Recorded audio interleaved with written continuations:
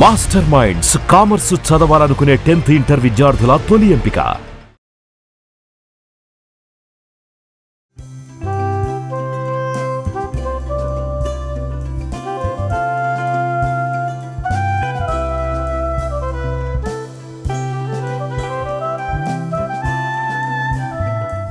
నమస్కారం. మనం రకరకాల రోటి పచ్చళ్ళు చేసుకుంటున్నాం కదా. పెసరపప్పు పచ్చడి చేసుకుందాం. అయితే ఈ పెసరపప్పు పచ్చడి 2-3 రకాలుగా చేయొచ్చు. ఒకటి అసలు నూనె ముట్టుకోకుండా చేసే విధానం ఆల్రెడీ మన ఛానల్లో ఉంది. అయితే పెసరపప్పు, మామిడికాయ, ఇంకా కొన్ని రోజులు మామిడికాయలు వస్తాయి, మనకి తోతాపూరి కాయలు వస్తాయి కదా, వాటితో కూడా కలిపి చేసుకోవచ్చు. ఎంత బాగుంటుందో, అన్నంలోకి మహారుచిగా ఉంటుంది. ఏమైనా అట్లు, దోశలు ఉండేమంటే కమ్మటి దోశలు వేసుకుంటాం కదా, మినపిండి రుబ్బిన పిండి కాకుండా అప్పటికప్పుడు బియ్యపిండి అట్లు పోసుకుంటాము. మినపప్పు, బియ్యపిండి మనం పట్టించిన దోశలు ఉంటాయి, ఆ దోశల్లో కూడా ఈ పెసరపప్పు పచ్చడి చాలా బాగుంటుంది. మామిడికాయ, పెసరపప్పు సింపుల్, ఒక చిన్న తాలింపుతోటి చేసుకోవచ్చు. పెసరపప్పుని ఒక అరగంట నీళ్ళు పోసి నానబెట్టి కొంచెం వడేసి పక్కన పెట్టేసుకుంటే ఆ నానిన పప్పు రుచిగా ఉంటుంది. తర్వాత ఏమో ఒక మామిడికాయ, చిన్న మామిడికాయ మీ షేప్లో వస్తాయి, నీలాలు అవి వస్తున్నాయి ఇంకా మనకి.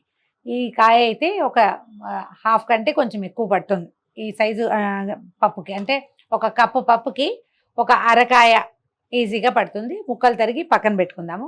ఇంక ఇందులో నీళ్లు గీళ్లు పోసేది ఏం లే, బొట్టుగా డైరెక్ట్గా చేసుకోవటమే.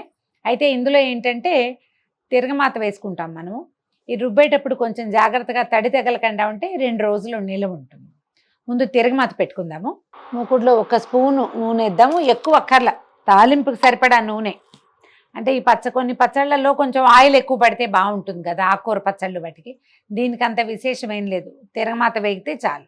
మన కారాన్ని బట్టి, అంటే మామిడికాయ ఎంత పుల్లగా ఉంది అనే దాన్ని బట్టే ఎండుమిర్చి అండి, దీనికి ఏం కొలతలు లేవు, అందాజుగా వేసుకోవటమే. సుమారుగా ఇప్పుడు ఇది అరకాయ వేసాం కదా, ఒక 15-16 మిరపకాయలు వేసుకుంటే సరిపోతుంది. గ్రాముల లెక్కలో నేను కూడా చెప్పలేనండి, అందాజుగా వేయండి. మొదటిసారి చూసాం కారం జాలలేదు, ఇంకో 2 కాయలు రెండోసారి ఎక్స్ట్రా వేసుకోవటమే. అప్పుడు మనకు బ్రెయిన్కి ఒక ఐడియా వస్తుంది, ఈ కాయకి ఇన్ని కాయలు, ఇన్ని ఎండుమిరపకాయలు పడతాయి అని. బ్రెయిన్ వాడితే చాలు, వంటలో కొలతలు అసలు అవసరమే ఉండదు. కొంచెం 4 అంటే 4, చాలా తక్కువ మెంతి గింజలు, ఎందుకంటే ఇవి చేదొచ్చేస్తాయి. ఊరికే వాసన బాగుంటుందని వేస్తున్నాను అంతే. మెంతులు ఎర్రబడ్డాక ఒక చిన్న స్పూను ఆవాలు వేద్దాము.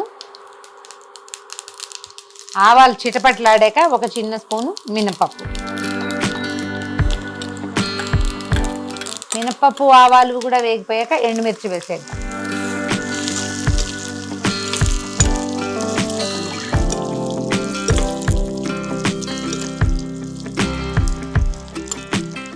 మిరపకాయలు వేగాక కొంచెం ఇంగు వేయండి.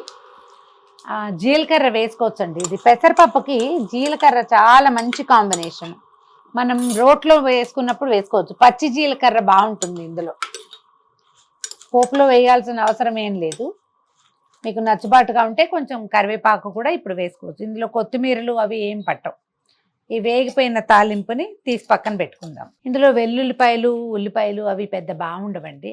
మీకు ఏమైనా చాయిస్ ఉంటే ట్రై చేయండి, కానీ ఏ రకమైన ప్రిఫరెన్స్ అక్కర్లేదు, అవంత అవసరం లేదనిపిస్తుంది.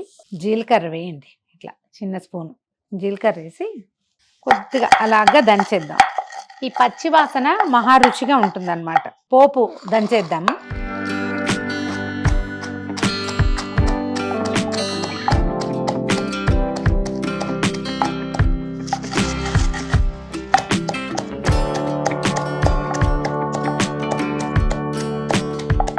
ఎండుమిర్చి మెత్తగా మెదిగిపోయిన తర్వాత మామిడికాయ ముక్కలు వేసేద్దాము. పులుపు చూసుకోండి, ఇంకా కొంచెం పుల్లగా కావాలనుకుంటే ఇంకో 2 ముక్కలు అదనంగా వేసుకోవచ్చు. ముక్కలు దంచాక అప్పుడు పెసరపప్పు వేసి రుబ్బుకోవాలి. సరిపడా ఉప్పు వేస్తే ముక్కలు కూడా కొంచెం మెత్తగా అయ్యి లూజ్గా అయిపోతుంది. ఇప్పుడు పెసరపప్పు వేసేద్దాము.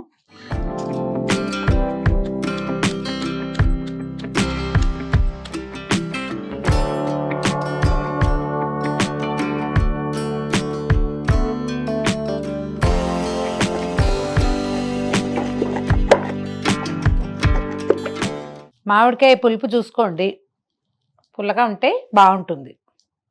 పులుపు తక్కువగా ఉంటే దీన్ని రిపేర్ చేయొచ్చు.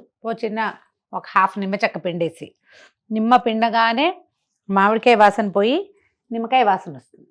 అందుకని ముందే కొంచెం అవసరమైనన్ని మామిడికాయ ముక్కలు వేసేసుకుంటే సరిపోతుంది. ఉప్పు సరిపెట్టడము, పచ్చడి రెడీ.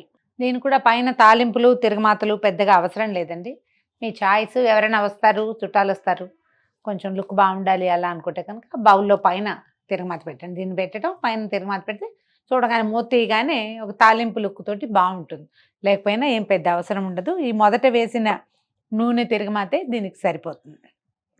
రెండో వేరియేషన్ ముందే చెప్పా కదా, తాలింపు కాకుండా ఎండుమిర్చి నానబెట్టి జీలకర్ర, ఎండుమిర్చి, ఇంగువ వేసి మామిడికాయ, పెసరపప్పు వేసి కూడా నూరేసుకోవచ్చు. అలాగూ బాగుంటుంది, ఇలాగూ బాగుంటుంది. ఎలా కుదిరితే ఎట్లా నచ్చితే అట్లా చేసుకోండి. ఈ వీడియో కనుక మీకు నచ్చినట్లయితే లైక్ చేయండి, షేర్ చేయండి. మరిన్ని ఇంట్రెస్టింగ్ వీడియోల కోసం సుమన్ టీవీకి సబ్స్క్రైబ్ చేసుకోండి.